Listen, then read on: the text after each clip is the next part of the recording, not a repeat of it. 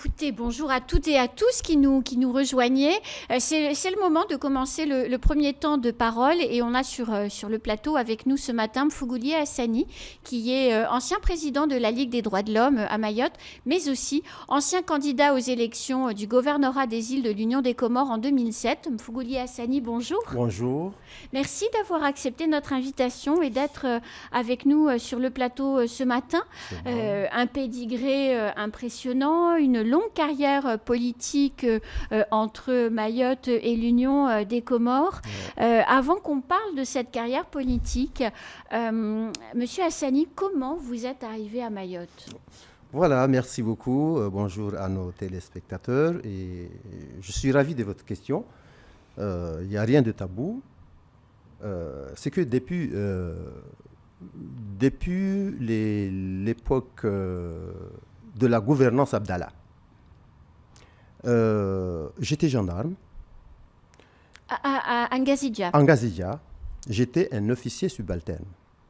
J'ai réussi à un concours organisé par Melun, c'est la France, pour entrer dans les grandes écoles d'officiers de gendarmerie. On était 50.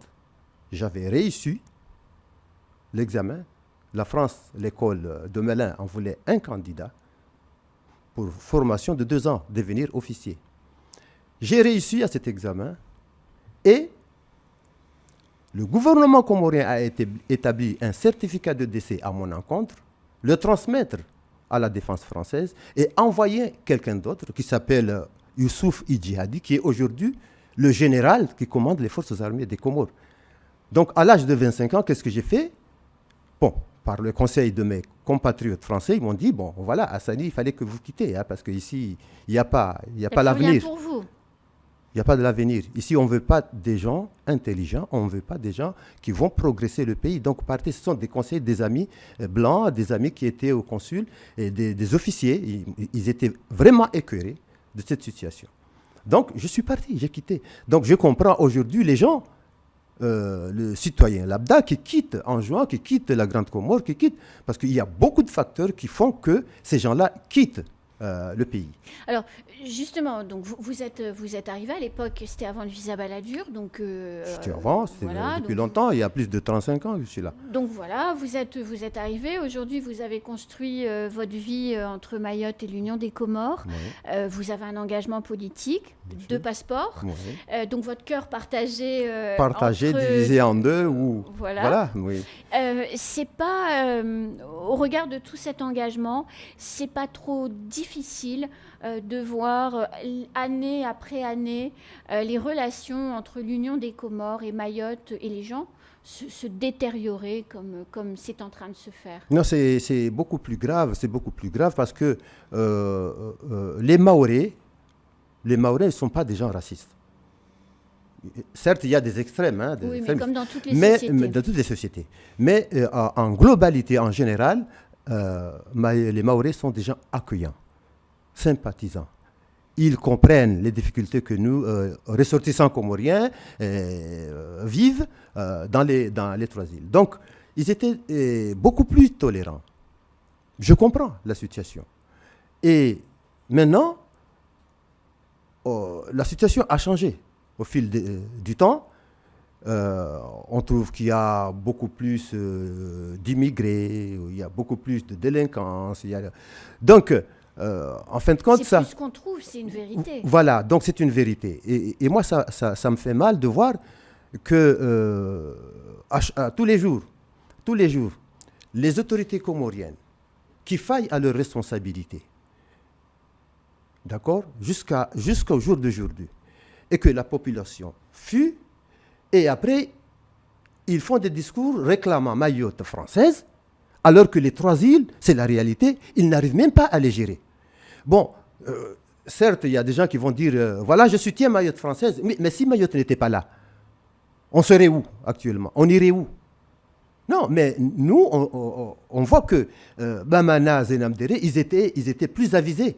Et parfois, ici, les gens, ils ne me comprennent même pas. Lorsque je défendais les droits de l'homme, non, je défends les droits de tout à chacun, qu'on se respecte. qu'on trouve à chacun la solution appropriée de sa situation. Il ne fallait pas qu'on généralise une situation donnée. Donc pour moi, je pense qu'il est temps que la France prenne sa responsabilité vis-à-vis des Comores, parce que même on peut se dire même que les Comores ne sont pas indépendantes. Mais ça veut dire quoi, prendre ses responsabilités? Prendre ses responsabilités parce que la France continue, de déstabiliser les Comores à travers les coups d'État, les putsch, tout le monde le connaît, et continue à aider ses acolytes, les donne des aides, des millions et des millions d'euros, et la France voit que aucun hôpital, aucune route, pas d'électricité, et la France continue à donner de l'argent à ces gens-là. Mais qu'est-ce que la France pourrait faire si vous coupez le robinet, vous rendez des gens encore plus malheureux? Toujours, ils rendent les gens malheureux. La France rend toujours la population malheureuse, parce que la France sait très bien que l'argent qu'ils donnent aux gouvernants comoriens est retourné dans les banques suisses et françaises. La France, ils voient que ces gens-là, ce sont des corrompus. Et pourquoi ils continuent à soutenir des politiciens qui n'aménagent pas la population, qui n'essayent pas d'améliorer les conditions de vie? Parce que c'est pourquoi les gens y fuient là-bas. Pourquoi les gens y fuient là-bas? Pour venir à Mayotte, de trouver une meilleure situation. Vous voyez? Donc, pour stabiliser les gens, il faut qu'il y ait des gouvernants aux Comores qui sont transparents et qui sont dignes, et qui sont aussi patriotes, qui compatissent aux problèmes de la population. Vous voyez? Mais on trouve que c'est pour ça que nous avons créé un mouvement, un mouvement qu'on appelle Conscience comorienne, et qu'on lance un appel à tous les Comoriens qui vivent sur le territoire et à l'étranger, et même nos confrères maorais, de nous soutenir pour qu'on puisse aller changer les choses maintenant, parce que déjà c'est beaucoup plus. Donc par rapport à la situation, nous devrons lancer ce qu'on appelle la libre association avec une puissance étrangère, que ce soit la France, que ce soit les États-Unis, que ce soit la Russie, c'est notre idéal, que ce soit la Chine. Il faut qu'on ait une puissance avec des accords cadres, clairs, connus par la population, déjà, pour qu'on arrive à avancer, parce qu'il n'y a même pas un début de développement aux Comores. Mais M. Hassani, un accord cadre, il y en a un avec la France, sauf que l'Union des Comores ne le respecte pas. Oui, accord cadre quoi, pour des immigrés? Mais quelle chance, parce que la France a la défense intérieure et extérieure des Comores. La France émet sa monnaie. C'est aux Comores. Oui. La France refabrique même, réimprime même les passeports comoriens. La France fait tout. La France est là, le monopole du pouvoir aux Comores, en quelque sorte, par ses acolytes, par ses intermédiaires. Donc, pourquoi ne pas dire que la France prenne les 4 îles et on n'en parle plus, les 4 îles? Pourquoi aujourd'hui on est 3 îles dites indépendantes, ce que je ne crois pas, et que la France ne met pas le paquet pour stabiliser là-bas et rester Mayotte tranquille. Laisser Mayotte tranquille, parce que Mayotte ne pourra pas nous contenir tous.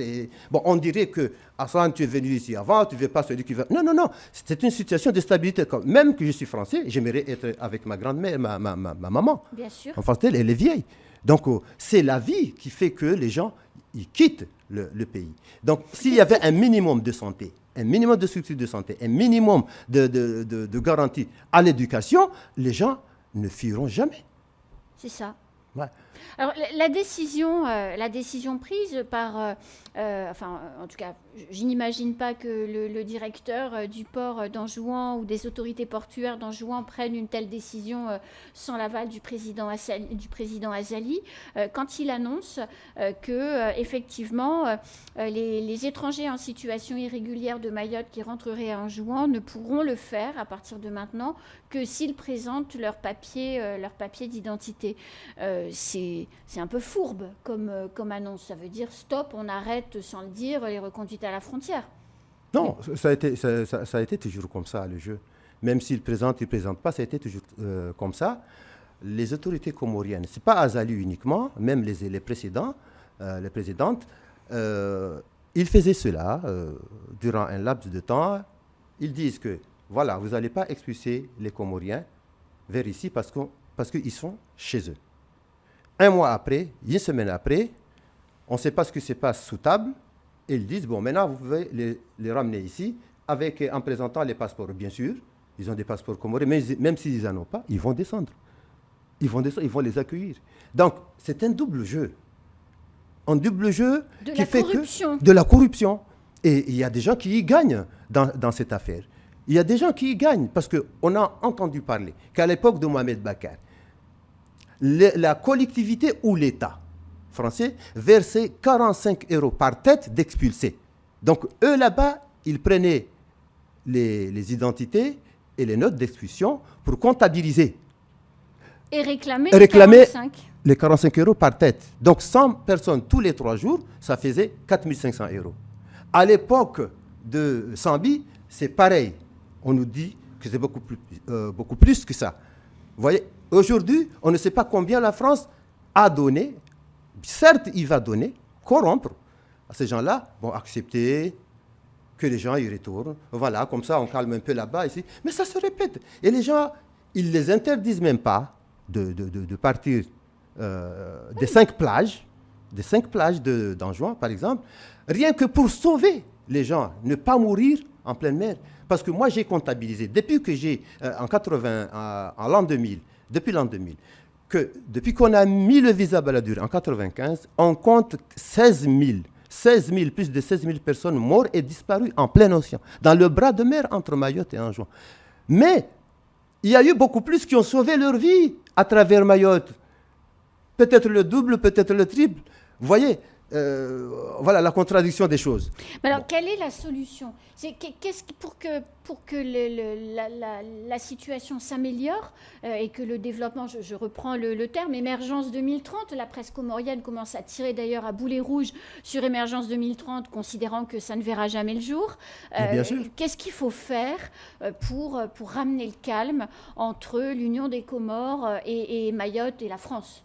Voilà, pour ramener le calme, rien que la France accompagne des jeunes. Vous savez que maintenant, Azali nous a interdit de nous présenter comme candidats dans les élections présidentielles ou autres. Nous, les binationaux. Oui, c'est vrai. Bon, voilà que la France commence à lui demander de retirer ça dans son code électoral. Que la France lui dit, parce qu'il va écouter. Il va écouter. Parce qu'ils sont conditionnés par l'argent de la France. Ils vont écouter, laisser libre à tout le monde de participer aux élections. Et puis, une fois que, moi je parle de notre mouvement, une fois que nous, on sera au pouvoir, on va faire un référendum des 3 îles. Poser les questions. Vous voulez qu'on soit en libre association, cadre avec une puissance étrangère, n'importe lequel qui serait prêt à nous aider, dans un délai bref de 5 ans, pour empêcher les gens de partir, pour permettre les gens de vivre dignement et tranquillement. Pas qu'il pourra résorber le chômage en un clin d'œil, mais au moins, s'il y a des choses de garantie sur le plan sanitaire, sur le plan de l'éducation, on aura réduit la moitié de l'immigration vers Mayotte. L'eau et l'électricité. Hein. L'eau et l'électricité aussi, parce qu'il n'y a pas de tourisme à cause de tout ça. Et après, les routes et autre chose. Bon, vous voyez, les Comores n'ont pas de ressources et le peu qu'ils ont, ils sont délapidés. Vous voyez, les ressources douanières, les ressources... Vous voyez, même, on n'encourage même pas notre président qui parle d'émergence. Dans un pays où même fabriquer une aiguille à coudre, même une rue de bicyclette, on nous parle d'émergence. Ce n'est pas le Vietnam quand même qui a su, il y a 30 ans, des milliers de balles et tout ça, hein, et des bombes. Il y a 30 ans, et maintenant, ils sont parmi les pays émergents. Vous voyez, donc... le président nous vante une émergence jusqu'en 2030 pour que le peuple comorien soit dupé et lui faire réélire ou bien qu'il puisse truquer les élections, se maintenir en place indéfiniment, tout simplement. Mais il n'y a rien fait. Il a gouverné 7 ans. 7 ans auparavant. Et puis aujourd'hui, on légitime son pouvoir. Mais non. Il a démontré son incapacité comme les autres. Et moi, je m'oppose aussi aux soi-disant opposants qui sont en métropole, qui disent qu'ils sont contre Azali, il faut qu'ils... Mais eux aussi, ils étaient des ministres, des directeurs, ils étaient des gens responsables dans le pays. Donc, ils sont aussi complices ou responsables de la situation actuelle. Donc, ce ne sont pas des gens qu'on va donner confiance. Après, ils veulent retourner au pouvoir pour nous finir. Ce ne sont pas des gens dignes. Donc, on les connaît tous, ils étaient des gouverneurs, des ministres, des directeurs. Ils ont gouverné les Comores depuis, et maintenant, ils ne sont pas au pouvoir. Ils le réclament tout simplement. Mais ils n'ont pas compassion envers le peuple comorien. C'est ça le problème.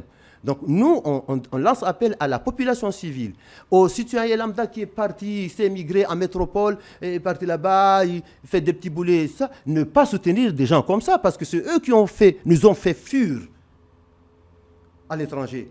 Je ne crois pas qu'une population, pas même 1 million d'habitants, en comptabilisant avec ceux qui sont à l'étranger, et qu'on ne pourrait même pas s'en sortir durant une période de 5 ans de mandat. Je suis désolé, mais le problème est là. Il faut une franchise, en tout cas, en premier lieu, dans les relations entre les Comores et la France, sinon qu'il y ait une autre puissance qui vienne nous aider en toute clarté. Et puis aussi instaurer ce que nos amis de France Insoumise ont dit, le référendum révocatoire. Après 2 ans, si le président ne fout rien, il faut une pétition, le faire dégager. Tout simplement, il faut qu'on respecte un État démocratique. Il faut que les gens...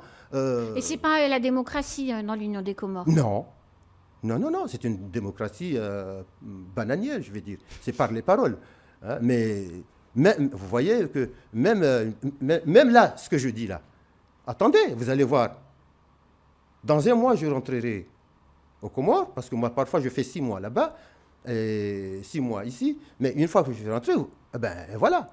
Ce général-là, il va pousser ses milices pour aller arrêter Mfungoulier, l'enfermer, parce qu'il ne digère pas qu'on leur dise la réalité. Vous voyez? Donc, si on parle des problèmes des Comores, on vous ferme la gueule, on vous emprisonne, mais nous autres, nous sommes prêts à être tués parce que nous croyons au bon Dieu. Voilà, si je suis tué, assassiné, tout ça, bon, là, j'irai au paradis. Donc, c'est le principe de notre... Un jour, je vais mourir. Donc, nous, certains, on n'a pas peur. Mais quand je reviens sur la question de nos gouvernants qui sont dans l'opposition aujourd'hui, qui ont été là-bas, personne n'a jamais démissionné, personne ne s'est jamais révolté contre le système. Donc c'est aujourd'hui qu'ils ouvrent leur gueule, c'est pas normal, entre guillemets, je m'excuse du terme, donc c'est pas encore... Non, mais moi-même, je peux être fier de moi, parce que j'avais 25 ans, j'ai pris le risque de dénoncer ce qui se passe par un courrier à la suite de ces événements. Et à partir du gouvernement Djouhar, je suis parti parce qu'eux, ils m'ont licencié, hein, en tout cas, à travers tout ça. Parce que j'ai dit non, c'est pas comme ça qu'on va reconstruire la défense et la sécurité du pays. On ne va pas prendre des gens incompétents et leur donner des bourses. Et à l'école de Melun, il a fait quoi? Lors du premier saut de parachutisme, il a eu le jambe cassé, maintenant il est boiteux. Et on lui a laissé à l'hôpital, on l'a traité 8 mois après. Oh, il est revenu aux Comores et puis on l'a nommé officier, même sans avoir terminé la formation de 2 ans. Donc moi je pense que les Comores, c'est pareil dans l'armée, c'est pareil dans la gendarmerie, c'est pareil dans le civil. On prend même des gens, il y a même des gens qui ont des faux diplômes, hein, qui sont des médecins, qui sont aujourd'hui des professeurs, des gens haut placés. Mais c'est pas possible, c'est une pourriture totale dans notre pays. On va s'arrêter là, monsieur, parce qu'il est l'heure. Alors qu'on avait encore plein de choses à se dire. Merci. Une autre fois. Voilà, exactement, c'est ce que j'allais vous dire. Vous connaissez l'adresse, le micro est ouvert, un petit message et on se cale un rendez-vous. Merci beaucoup. Merci et je remercie à nos écouteurs aussi. Qui étaient très nombreux pour vous écouter. Merci beaucoup, monsieur Hassani. Merci beaucoup. C'est la fin de ce temps de parole. Tout de suite, la suite de nos programmes.